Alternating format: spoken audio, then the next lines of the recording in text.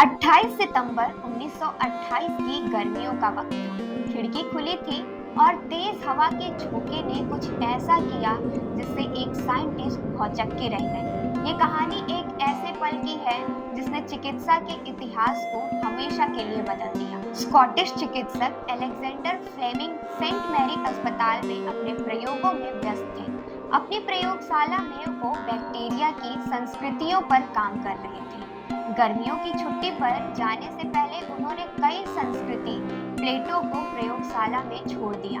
जब वो वापस आए तो उन्हें एक चौंकाने वाला दृश्य देखने को मिला।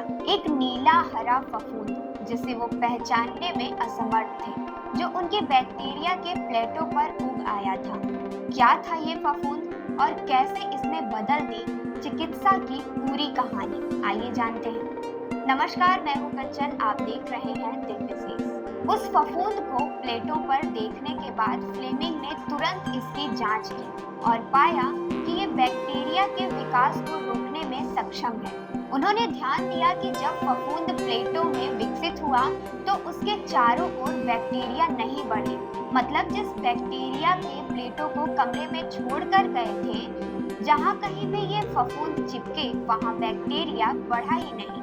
इस रहस्यमयी पदार्थ को उन्होंने पेनिसिलिन का नाम दिया।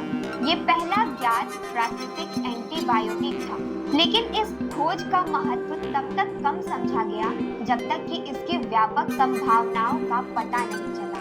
इसे फ्लेमिंग ने पहले अपने ऊपर ही प्रयोग किया, लेकिन उन्होंने पाया कि इसका कुछ खास प्रभाव नहीं पड़ रहा। फिर वक्त आया 1939 का, यानी पूरे एक दशक बाद, जब विश्व युद्ध का संकट गहरा रहा था। पेनिसिलिन की खोज को फिर से जीवित किया गया। ऑक्सफोर्ड विश्वविद्यालय के वैज्ञानिकों की एक टीम ने, जिसमें Howard Florey, Edward Abraham, Ernst Chain और कई अन्य प्रमुख वैज्ञानिक शामिल थे, इस जादुई फफूंद पर विस्तृत अनुसंधान करना शुरू किया।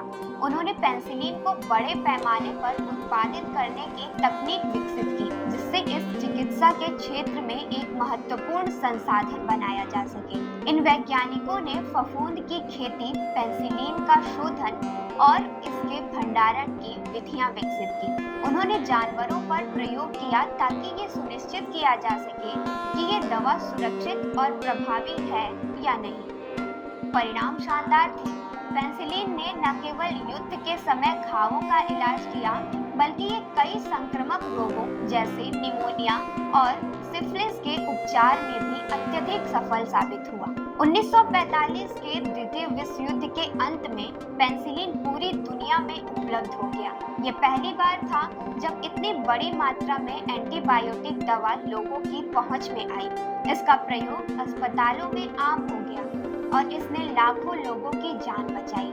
पेनिसिलिन का उपयोग कुछ प्रकार के बैक्टीरिया के कारण होने वाले संक्रमण के इलाज के लिए किया जाता है। ये वायरल संक्रमण जैसे सर्दी और फ्लू पर काम नहीं करता, लेकिन पेनिसिलिन कई प्रकार के जीवाणु संक्रमणों पर काम करता है। डोरोथी हास्किन ने 1945 में पेनिसिलिन की रासायनिक संरचना की पहचान की, जिससे अर्ध सिंथेटिक पेनिसिलिन का विकास हुआ।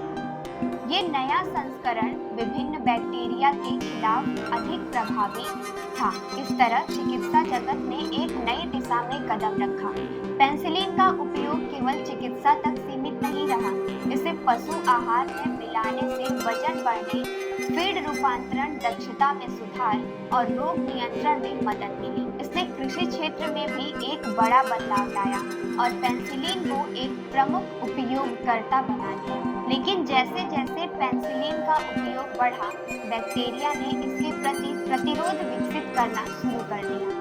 1945 के बाद ऑक्सफोर्ड टीम ने नई बैक्टीरिया में पेनिसिलिन प्रतिरोध की सूचना दी। ये चेतावनी एक नए खतरे का संकेत थी। शोधकर्ता अब एंटीबायोटिक प्रतिरोध के तंत्र को समझने और उससे किनारा करने के लिए नए तरीकों पर काम कर रहे थे। पेंसिलिन की कहानी न केवल एक चिकित्सा चमत्कार की है, बल्कि ये हमें ये भी याद दिलाती है कि विज्ञान हमेशा विकसित होता रहता है।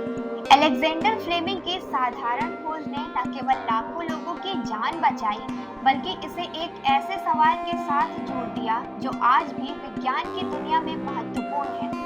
क्या हम एंटीबायोटिक प्रतिरोध पर काबू पा सकेंगे? ये एक ऐसी कहानी है जो न केवल चिकित्सा के क्षेत्र में हुई अद्भुत खोजों की प्रतीक है, बल्कि ये हमारे समय के सबसे बड़े स्वास्थ्य चुनौतियों में से एक की ओर इशारा भी करती है। क्या हम भविष्य में इस चिकित्सा चमत्कार को बचा सकेंगे? ये सवाल हमें सोचने पर मजबूर करता है। आज के एपिसोड में बस इतना ही। मिलते हैं अगले एपिसोड के साथ। तब तक के लिए नमस्कार।